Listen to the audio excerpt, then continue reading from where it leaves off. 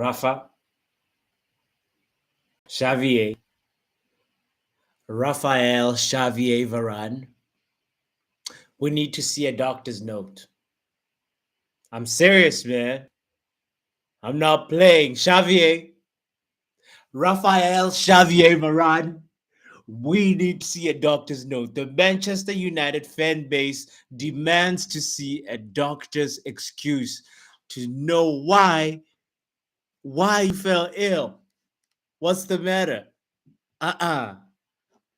This is seriously becoming a cause for concern because the Manchester United organization has a medical staff where there's a medical team that declared you fit and available for selection. And then what happens? The team, the manager picks you in the first 11, and the team news is announced. We're excited, and then next thing you fall ill. What's that about? No, man. What's that about? No, for real though. Rafa. Here's the thing. There's only one case, one possible scenario where the Manchester United fan base, where I can forgive you and let you off the hook and say, okay, if you post that doctor's note on your Instagram instantly, and if the doctor's excuse reads something like, the patient could not show up to work today, or the patient had to be exempt from work because he contracted a case of Harry Maguire.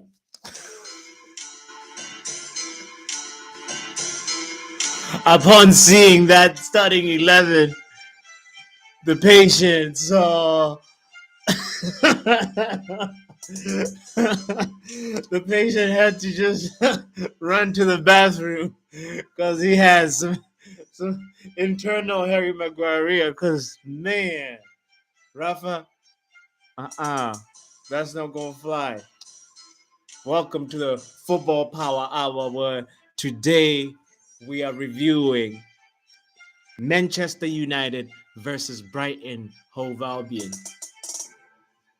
a match that occurred on the 15th of 15th of February 2022, and it was another boring first half display from Ralph Rangnick's Red Army. My goodness. It's such a interesting thing because it's a pattern now where one half we play one way and then another half we play a different way. But all in all, it ended 2-0 with Manchester United rebranding themselves to become second half FC this time. So it's a win that comes at a very, very timely moment when we need some positivity in the camp, because remember, we're just like barely 2 weeks off of in February now, right? And we had a very, very tumultuous January, a poor transfer window, lots of outgoings, no incomings, the Greenwood case, divided talk in the camp, all these media leaks about players not being happy about the training methods, the disrespect that our psychologist has been getting, Chris. It's just been such a negativity, and now we just need a little bit of positivity, and that 3 points is something to celebrate. So we just gonna give a big shout out to the Man United players that took part in that and say, yeah, we deserve that. Thank you. It's been hard out here for a Man United. Life is out here. Life is rough for a Man United supporter right now, So, we just gotta take those 3 points and just like remind ourselves that life always has negative things going on, has some problems. This it's actually almost impossible to just be experiencing life without any problems. So anytime you're going through that, you got to also remember the small wins. So this 3 points is a small win, in the title, in the charge for the top four. But we are really just relishing on a little bit of positivity. So you know it's just very difficult when we're trying to recap the game. It's just we can't say like it was comfortable. We needed to not only be one goal up, but we needed a red card to just give the team a little bit of more confidence in terms of pressing a little bit, being more risk averse in that passing, being more just playing with a little bit more verve. Obviously, when Paul Pogba came in, that's obviously he's a little bit of a refresher in the midfield. We needed that, obviously, but it's hard to really analyze and dissect that performance because the other team had 10 men, in the when had one man less, in the second half. So anyway, we re-enter the top four, the conversation for top four, right? And there's a few other teams, that obviously have a few games in hand and everything, but we're praying that they don't do well and that we can secure that top four spot and keep fighting, because we need to also build momentum. There's the Leeds game coming up and also the Champions League fixture that's coming up next week. So we need to be in full force. So this was a much needed 3 points. So a little bit of context about the two managers, right? Ralph, we already know, our German beloved, tactician, motivational speaker, they say sometimes about him, but like, he's out here. We trust his methods. As at least right now, we know that the man is also super transparent, very honest. You can tell in his analysis and in his responses in the media press conferences, he's such a refreshing voice to have in the front seat for Manchester United. So, he's only about 10, 11 games in. And then on the other hand, we have Brighton, who have the homie Graham Potter, who we'll talk about real quick. But I just wanted to just quickly touch on the head to head record between the two teams, right? Brighton, pretty much it's clear Manchester United have been handing Brighton's ass to them. Like the last 5 times, 6 times we met, it's just been like Man United winning. Like I was just really just my little research dates from November 10th, 2019. Man United won 3-1. The subsequent game, Man United won 3-0 in 2020. June 30th. The next game, Man United won 3-2, a little tighter there, but September 26th of 2020, next game, Man United won 3-0. So, and then the game after that, 2-1, to Man United. So it's pretty much just written in the stars that, okay, Man United is supposed to win win this game, win against this team. So, on the other hand, Brighton, it was a little bit scary because we've been struggling against mid-table, bottom of the table teams, so really we can't take any game for granted. So, and Brighton is coming off of a very, actually one of the longest unbeaten runs ever in the Premier League. So I think that last loss dates back to Bruno Lodge's Watford in December or something, mid-December last year. So these guys are coming in full force, and Man United is over here trying to figure out how the hell to get their way into the top four conversation. So, Graham Potter is the guy who was obviously also rumored to take over after Oli left. He's one of the names that was in the short list in the rumor mill, and he's a homie from the Westland, from the Midlands, from the West Midlands in England, and he was a left back for Southampton and played also for Shrewsbury Town, and he pretty much made his managerial name in Sweden when he reached the Europa League a couple of times in the latter stages of the Europa League. So he gained his respect that way and managed to wiggle his way into the English managerial coaching scene by coaching Swansea City, and then in 2018, and then from there a year later he went over to Brighton, and he's been doing some good work. The team presses really well. The team is really well drilled. You can see the players are playing for him, and and does that with a very very slim budget. So he deserves some flowers. So big shout out to Graham Porter for that. you know So I have a little theory, right? Ralph Rangnick had prepared a game plan that included Rafa, Xavier, Varane, you know, and obviously Lindelof's had to step in, and I'm only mad at Rafa because like somehow we have to figure out how to push Maguire out of the starting 11 because he needs to earn it. He definitely needs to earn it because right now it feels like it's just a right. It's not a privilege for him. So anyway,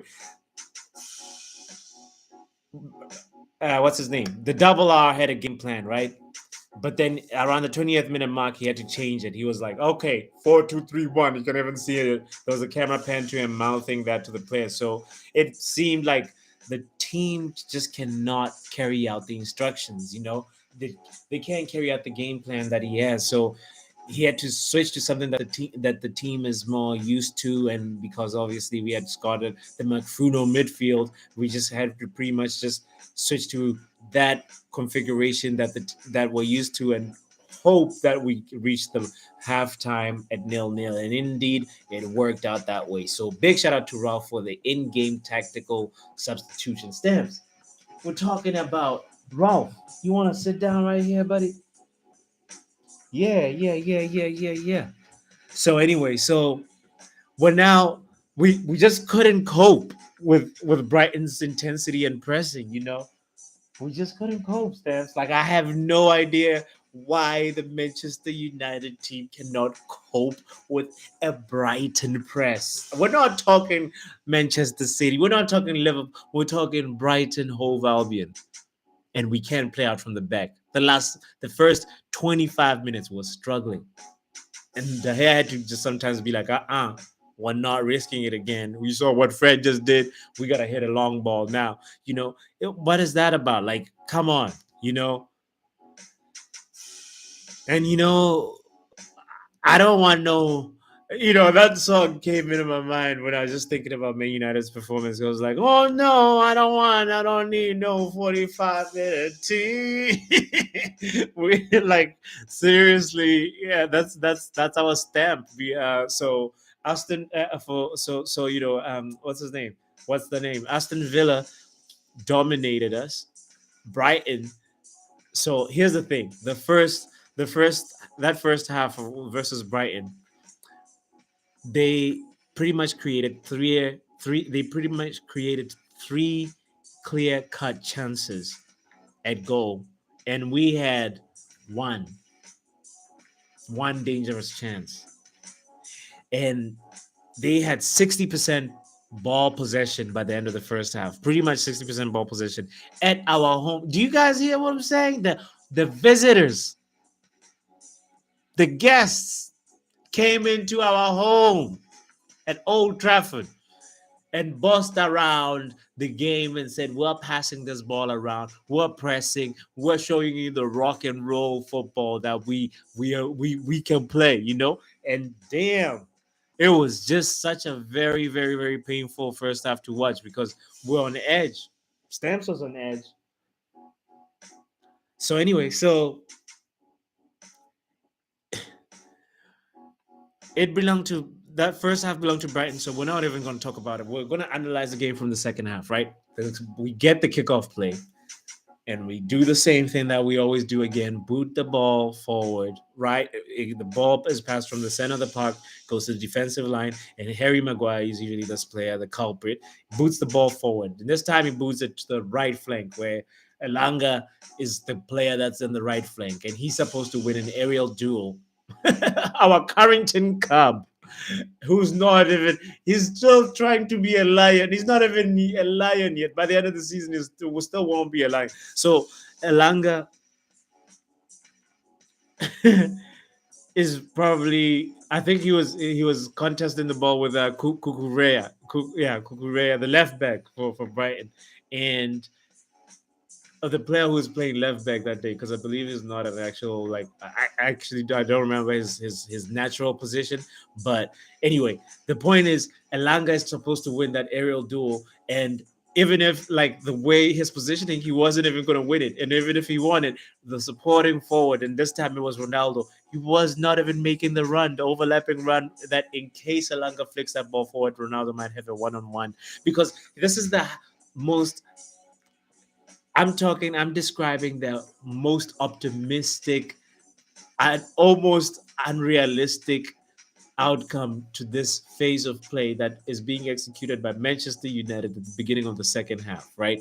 That booting the ball forward, asking Elanga to win an aerial duel so that Ronaldo can sprint and have a one-on-one opportunity at goal is so improbable. Like it's just so slim, but we do it anyway. But anyway, so and that feels like we might as well just surrender the ball, and be like, we actually don't want the kickoff. How about you guys just start it with whatever, free kick, goal kick, anything. Here's the ball. That's what we should just do, because whatever we keep on trying over and over and over again, it's not working. Anyway, Harry Maguire, maybe he's the person who's probably just like, he's done this the most this season. I've observed him, and he's the person that's usually doing this long pass that's just so unrealistic. And I can't believe that we paid. you know, I still marvel at this, that Man United paid more money for Harry Maguire than Liverpool paid for Sane and Salah combined. Let that marinate for a second. Stamps, you hear what I'm saying? Like, Man United paid more from Harry Maguire than Liverpool paid for Sadio Mane and Mo Salah combined. Yeah, buddy. Speak. Say something about that. You want to say something? I don't like. It's unbelievable, right? Right, Stamps? Yeah, it is so unbelievable. Anyway, but I believe that was the biggest scam in the last couple of years. Because here's the thing. I kind of look at this like when you go on Amazon and you buy a product that isn't what you want, and it looked like something that you wanted, but then it arrives, you unbox it, and then it's just like, oh, that's not what it. That's pretty much what happens, because like the in 2018, right, when Leicester won that league title, the top four teams behaved like there was the scramble for Leicester. The top four teams behaved like the Europeans when they were colonizing Africa. It was just like, all right, let's go, let's get the most valuable parts, let's go, and Man City went in and got Riyad Mahrez. Chelsea got Drinkwater and Kante, and then we got Harry Maguire. And I feel like Harry Maguire was just like one of those things, like at the bottom when you scroll down on Amazon, and then you like at the bottom and you see like the thing that says like the section that says like, oh, items frequently bought together. It was like, oh, and because like the other ones were sold out, we just clicked on Harry Maguire and ended up with the the walking doormat called Harry Maguire. That's pretty much what happened, because here's the thing. Whether the way that Manchester United is trying to play right now, it does not suit Harry Maguire's style. Anytime when we're not defending on a low block or mid block, Harry Maguire gets exposed. He does the no look defending, the like a Michael Jackson dance. Like, do the Harry, do the Harry.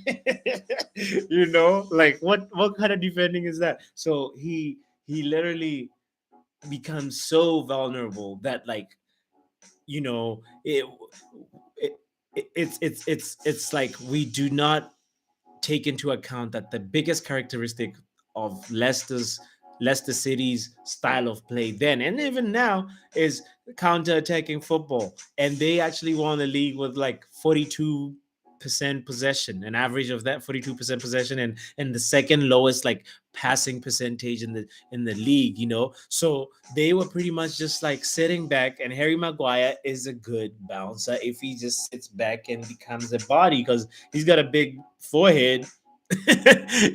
So anyway, so when he comes to Manchester United and we're trying to implement a different style of play, I believe he just does not fit that style, or he needs to figure out how to like hide his attributes a little bit more. Just work a little bit on like his defensive positioning. Take some notes from Thiago Silva, for example. He's not fast, but how many times do you see Thiago Silva get caught out positionally and having to do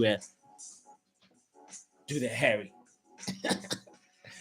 Do the Harry. Well, I know, no, like Thiago is one of the masters of positional awareness. Harry Maguire, take some notes from that. Anyway, to them, well, we're talking about Manchester United versus Brighton, right?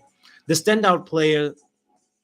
Before we get to him, there's a couple of players that players that deserve honorable mention. Obviously, like that were very difficult when I was just kind of selecting my standout player because Lewis Dunk, you know, Lewis Dunk has scored a couple of own goals versus Man United. It seems like he's cursed. He's jinxed by the Man United fixture, and you know, Lewis Dunk, you deserve some flowers. They're just gonna give you some of those, some mention. The homie, the Kukurea. He was good. He really, really was good. He contributed a lot offensively and defensively. David De Gea, obviously, David says David's the man. David, oh, where would we be without David? We'd be less than a mid-table team right now without David. And the biggest bouquet of flowers goes to the homie Cristiano Ronaldo, man. Cristiano, where would we be without you? We would be donkeys and lost out there in the wilderness. So big shout out to Cristiano. David De Gea.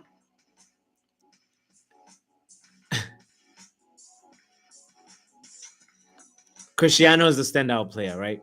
But David De Gea, if I was your agent, I would be renegotiating that salary, fam. I'd be renegotiating that contract. The add-ons gotta be switched around. If you make 100 saves this season, I would say he better get an extra 10 mil, at least, because he was Premier League Player of the Month of January, and he's out here putting in another stellar performance, and his form does not look like it's dipping. And I'm almost out here being like, "Whoo!" In some ways, thank God for COVID, because Dean Henderson was the number one at the beginning of the season, and then obviously I didn't want Dean to get COVID, but also I wanted the best number one to be in the goalposts, and I didn't want any more room for experimentation, especially with that number one position. How many times are we gonna let Dean like mess up till we like, all right, David, there you go? And then how long would it have taken De Gea to speed up his match rhythm and match fitness and match sharpness and be able to pull off the saves that he's pulling off now? So David, you deserve. I'm only saying this because like if we work the same job, right? We work the same job. Say it's picking up the phone, and the phone rings 90 times when you're working, and then when I come in, my turn to do my shift, we work the same amount of hours, and then the phone rings 9 times for me, and that happens consistently. You're gonna be like, "Hey, fam, we gotta do something." You know what I'm saying? Like it's just the matter of like it's just, hey, if you're working a lot, you deserve to be paid a lot. So David, renegotiate that contract, and I feel like what I was just describing sounds like the gender inequality plight. So anyway, that's another topic for another day and another YouTube channel. But like right now, we're gonna talk about the standout moment of the game when Basuma gets double teamed by Scott McTominay and Bruno. That before actually that moment happens, there's Man United had possession of the ball, and Ronaldo and Alanga did a positional switch because Alanga lost the ball actually, and Ronaldo was like, "Okay, Alanga, stay over there," and Alanga stayed up front. Ronaldo was in a deeper position, and Scott McTominay's pass, it wasn't really like a pass. He was tackling, and the ball went straight to Ronaldo. And the moment Ronaldo got that ball, in my mind, I just heard, "Oh no, Oh no, no, no, no, no! You know, we're destined for something magical was about to happen because like he took that ball and it was just two touches. Then the third touch was a shot. The man pressed the ball like it's just amazing. That is just experience. That's 20 plus years of just doing things in your sleep. Just it's 10,000 plus hours that right there, just being a master of your trade, just doing it like actually because he was swarmed by so many Brighton players. I think he beat three defenders, and there was like a fourth defender right there that was just about or midfielder that was just also cutting in. So he had very limited options, and that ball, to see the goalkeeper uh, um, just pretty much just go. It was incredible. It was incredible to watch. I believe his name is Lewis Clark or something like that. I'm forgetting his name, but anyway, big shout out to Ronaldo for that, and that was a moment of magic. So the moment that saved the game was David De Gea's save when Joel Veltman made that cross, and Modé found like somehow headed the ball past Lindelof, and he was in between Lindelof and Dalot, and he found pretty much was on target, and De Gea pulls off an amazing fingertip save with his right hand. And had United conceded a goal in that moment, it was around the 38th, 39th minute mark. That would have been the crumbling of a dynasty. I promise you, because at halftime, it would have been a different team talk. Ralph Rangnick would have been like, okay, now how do we just figure out how it would have been a totally different game. So I'm so, so happy that David De Gea saved us and kept us in the game, kept the game at 0-0, and got us to be able to have that team talk and reorganize and then come back in the second half with a lot more intensity. And you know, it it begs the question after Ronaldo's world class goal, then the high press, you know, that led to Lewis Dunk's red card. The game was more or less done. Obviously, we got to say big shout out to big shout out to the VAR. They call us Varchester, but we'll take it when VAR. It's called video assistant replay. We need video assistance sometimes when the naked eye don't catch shit. You know what I'm saying? Like you need to be able to have a second look sometimes. And Lewis Dunk had gotten a yellow card, and Brighton was going to have 10 players, and then it's going to be a totally different game. Brighton was probably going to find its way back into the match, but VAR. I support VAR. I'm fine with being called Manchester United as long as VAR does justice. So them flowers go to the VAR right there. This time around, they brought justice, and Brighton's fortunes pretty much changed from that on those few minutes. Between Ronaldo's goal and Dunks' sending off. So the problem is, what are United gonna do when they now don't have the magical moment, Mr. Ronaldo, at the end of the season or next season? If he renews, if he stays another season, what are we gonna do? I hope they better, and that's a question for the board. I hope they better get us a world class player like Holland or something, because like we're gonna need some more world class moments with this type of midfield. If we're gonna be called magical moments FC, that's literally like we need to be preparing for that. So we're gonna end this show with my favorite section of the show called Troll Time, obviously. So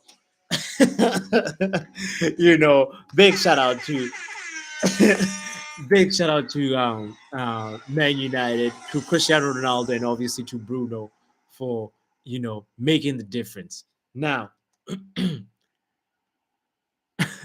here's the thing, Chris. I think we need some more sofas, fam. I think we gonna need some more sofas. We gonna need some more red sofas, my bro. We gonna need some more yo. One sofa for yourself, Chris. One sofa for Harry Maguire. One sofa for Rashford. One sofa for the set piece coach, and another sofa for yourself, Chris. Reason why, man. Here's the thing. Chris. the team mentality for I'm gonna pick on you for this reason. The team mentality is down. We used to be last out. You could argue that when Oli was around, the team mentality was a lot higher than what it is right now because when we were one goal down, we didn't panic. Many times last season that happened, and the team just plays with calm. We'll say it's a 90-minute game. It's all good. We got this.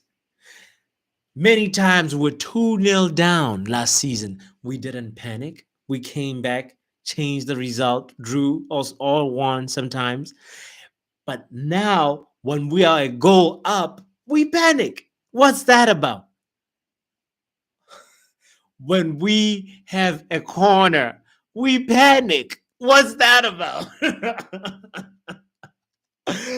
Bro, when lazy Lucas gets caught upfield, we panic. What's that about, bro? No, no, no, no, no, no, no, no. You gotta fix this team morale, team mentality, because right now we are suffering. Because my man, they calling you Ted, man. They calling you Ted Lasso, and uh, I'm just imagining this scenario when Jesse meets Marcus Rashford, in the hallway. They just bump into each other, and Jesse says, "Yo, Marcus, where you coming from, man?" And Marcus says, "I'm coming from Chris's office," and Jesse says, "Oh, you mean you just had a TED talk?"